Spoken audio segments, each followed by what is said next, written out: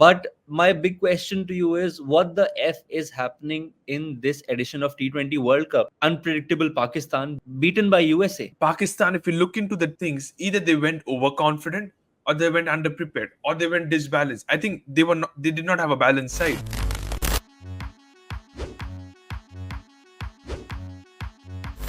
Hello. Welcome to episode 2 of Stump Stats and Stories. And this time we are going to talk about the World Cup. We are right into it. The first week of World Cup has happened.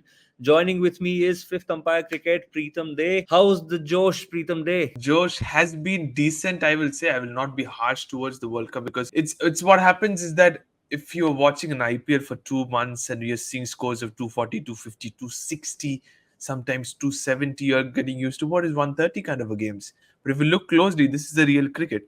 But yeah, conditions matter a lot. That's the difference. But I'll still say that it's been okay. We have got some of the surprises.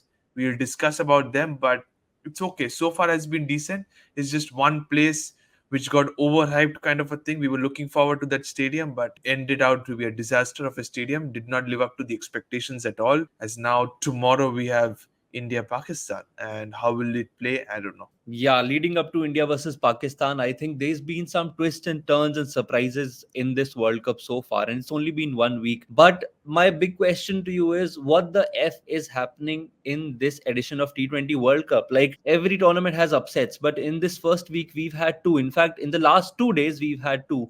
We got Pakistan, the ever unpredictable Pakistan, beaten by USA. I just saw a meme where people belonging to US, the American people, are commenting, did USA have a cricket team? I didn't know. 2 hours before this recording, we had Afghanistan beating New Zealand, and by a huge margin, 75-80 runs. They've had now two big wins in this tournament. They're leading the table. They're above New Zealand. And in our group, I mean, India has played just one game. They are lagging behind USA in the points table. So what the F is happening, Preeta? So you just said about our group. I just want to say it's not just two upsets. There's three upsets. You said 2 hours before this recording we had Afghanistan. If you go back 8 hours before, we had Canada defeating Ireland as well. That's another big upset, I must tell you. That opened up group number A, because if Canada has defeated Ireland, it opens a big door for Pakistan. But you can see the competition now. The USA defeating Pakistan. I'll come to that one as you mentioned before. I'm saying it's not an upset. People might just say, okay, Pakistan were finalists in last time these two teams played the 2020 World Cup 2022. They were finalists against England. This side is nowhere close to a decent side. They have a good same amount of players, just like we always picked KL Rahul on the basis of popularity. This time we are making a good decision, having a good team, and the way we are performing, I don't know, touch wood, we hopefully we do well this time. Pakistan, if you look into the things, either they went overconfident or they went underprepared or they went disbalanced. I think they did not have a balanced side. Shadab Khan doesn't make my playing 11. He has been in very poor form with the ball. But unfortunately, Imad Wasim is not there. Babar Azam, what kind of innings was that? A captain in a surface like Dallas. Such a lovely batting surface. You had your opponent Aaron Jones scoring 94 or 40 odd deliveries. You're scoring 43 or 44 or 44 43, something around that. What's that? What kind of an innings that is? What kind of a template are you showcasing in front of your players? If you're giving your gloves to Mohammad Rizwan, then why having Azam Khan? His feet is not bloody moving. He's standing in the back foot playing a good line delivery, getting trapped, gone.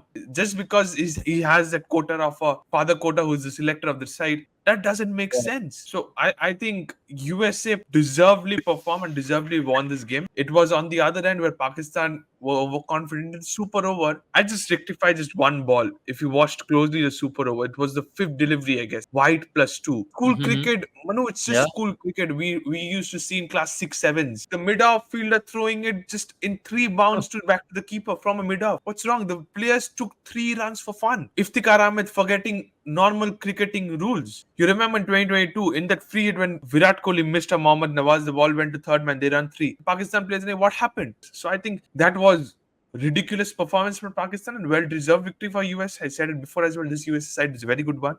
This Indian B side, as people were saying that, rightly so. But today morning we saw New Zealand. What a kind of a performance is this? Some of the players played IPL, but most of the players did not play IPL, out of touch. And Afghanistan in these kind of surface in the T20 format are just dangerous, and they proved that right. Talking about Pakistan again, I feel they're surrounded with familiar kind of problems that they've had for years now, for many years. Absolutely. Lack of cricketing awareness, you can call it. Under preparedness is a term that I can associate with them at all times. There was an interesting stat that came to light. I think that was in the game yesterday or day before, in the Pakistan game, in fact, that they had a winning percentage of 60% plus in 2021-22 World Cup editions, and that's the reason why they made it to semifinals and then finals for back-to-back consecutive, editions of World Cup. And it's dropped to less than 40% since World Cup 2022. Inconsistencies, weird selections. Imad Wasim, I don't know why he is not playing. I mean, I understand you are not making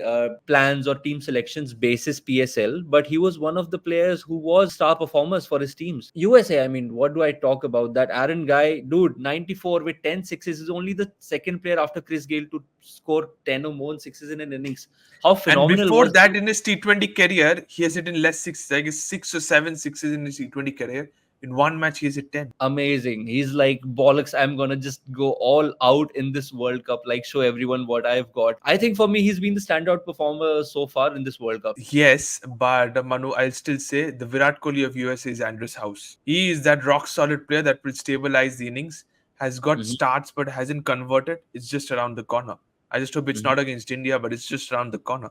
He will definitely perform. Such a well balanced top six. I was like, where is Corey Anderson? They have sent in Nitish Kumar just to settle down. But Nitish Kumar, the name has been doing since the past 1 week of elections and here and there. Nitish Kumar is everywhere. And it's exactly that. And Nitish Kumar once again got them to the super over for USA. Brain fade of a moment from Haris Rauf. You have mid off up in the circle and you're bowling a low full toss or a pitched up delivery. If you are a captain and you are like, okay, where this batsman wants to hit me, I will bowl exactly the opposite way. I want to have my fielders protected, I will bowl there. Similar to that, what kind of a captaincy is that, Babar Azam? 5 runs needed of one ball. Any world of cricket, you will never see mid on and mid off both up inside the circle. But if you're going for a short ball with Yeah. 5 runs needed of one ball, you're risking more than a boundary.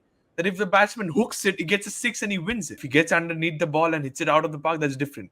But he can hit down the ground and get you into super over. Firstly, it's a brain fade moment of whoever the thought of the question was, whether Babar Azam or whether it's a bowler. But the secondly was, despite both them were up, how can you bowl a Yeah. full delivery? There's been a lot of talk about the pitches this time. I mean, drop in pitches itself is a big Yeah. talking point in general in cricket. Australia started it and they've implemented this World Cup. Michael Vaughan, I term him as kind of the leader for pitch criticism, one of the leaders, and he, for a change, he's kind of moved away from criticizing Indian pitches, and he's talked about how that Ireland versus India pitch was just horrible.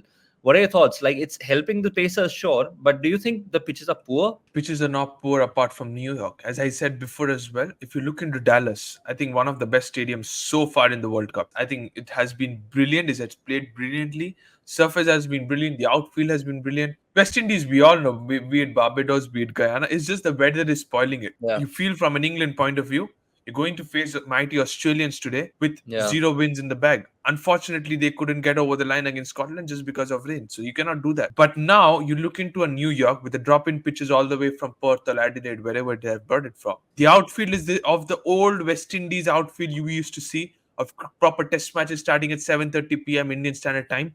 A player hitting through the covers and the ball is not even rolling through to the outfield. Ball is being stopped. Similar kind of that is I'm watching in New York. If somehow a field batsman is getting over the infield, you will see there's a puff of dust that is coming out from the grasses, which means there's not enough water that has been shed. The outfield is very soft. A player like a Ravindra Jadeja, any good fielders who love to dive will think Yeah. twice before diving because that might dislocate their shoulders. But the thing is that I'm not impressed with that New York. I think outfield wise, yeah, I agree with you that the outfield needs some work, but I don't think there are any poor pitches. I mean, that's a larger conversation, and that's why I wanted to stick to the pitch conversation for some time. People might talk about poor pitches, and even in Indian subcontinent conditions, I just feel that there are no poor pitches. What is a poor pitch? You just have to play according to the conditions. How can someone dictate that this is the right pitch and that is not? The ones which we had in Australia, some of the test matches, day five, there were these big cracks. The ball Yeah, is that turning can four be termed degrees a wide. poor pitch That could be poor pitches. because if the ball is turning or bouncing unnaturally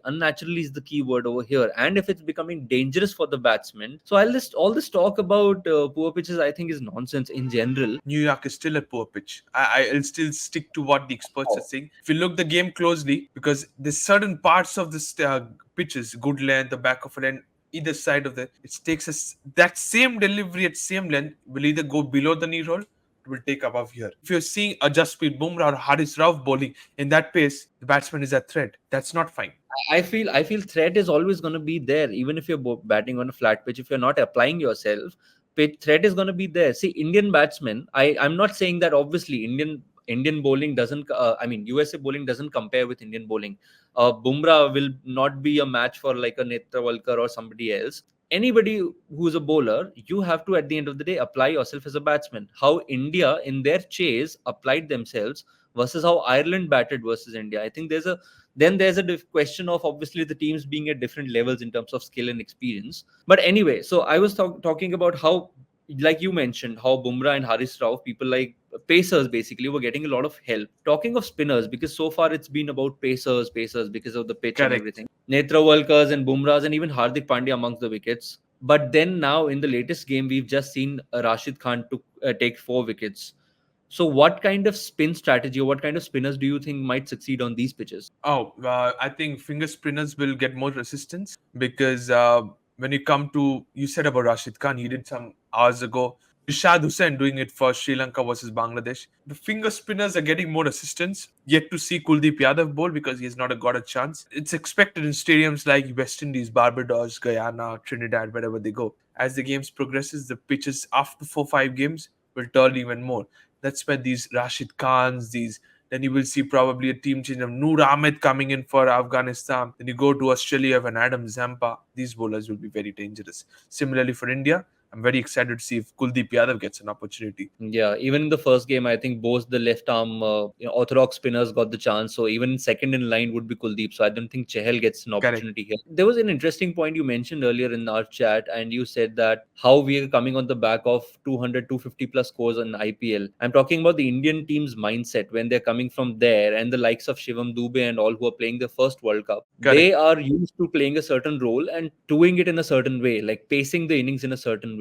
Par score obviously on these pitches are very different from those, probably a difference of margin of 100 runs or so how do batsmen apply themselves, how much time they take, and how soon is that, because tomorrow is the big game. Well, talking about that, I've seen players throwing their bats against early in the innings in the power plays because they got just used to it in the first couple of months just because of IPL. But now you need to come back to competitive cricket international level at the T20 World Cup. It's not a problem if you get a 35-40 in the power play. It's just the Yeah. wickets that call them. I've very often I'm seeing teams getting 55 for 3 in 6 overs and then they get clueless because that 6 to 14 margin, they get a run rate of 6.57. That's where you need to accelerate and get an 8.5 required rate or asking rate, anything, normal run rate. What the problem team is doing that they are not utilizing the surface for the bowlers. When it comes to the batters, I think Yeah. they're hurrying themselves too much. You need to bat really well. Previous day, Rohit Sharma innings, that impressed me a lot. Despite that surface in New York, the way he batted the entire innings, though he got hurt and he retired hurt himself just because it's a precaution, but the way he batted was phenomenal.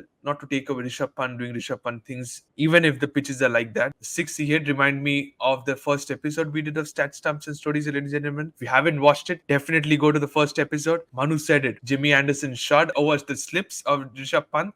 He did exactly that to win India the game against Ireland. There was some funny things happening, but I think in these surfaces, 160 plus is a winning score. Now, one last point that I want to discuss, because we did the first episode before the World Cup had started. Now that it has gone down and we are kind of observing how teams are shaping up and the pitches and the stadiums and everything, I'm still hoping for the crowds to turn out in more numbers. And obviously, we bank on India Pakistan to get the broadcasters some But Nepal, money. did you see the Nepal crowd? Dude, Nepalese are Wow.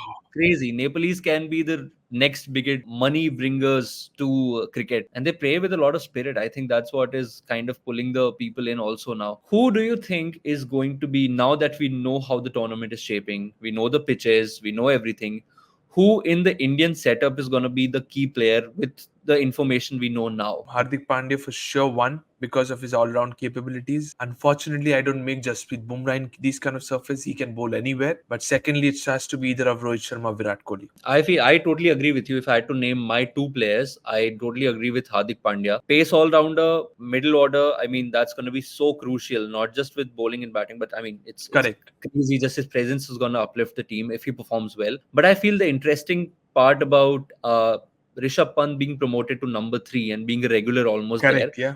In the first game, they kind of established that he's going to be a number 3 and he's going to bat a certain way.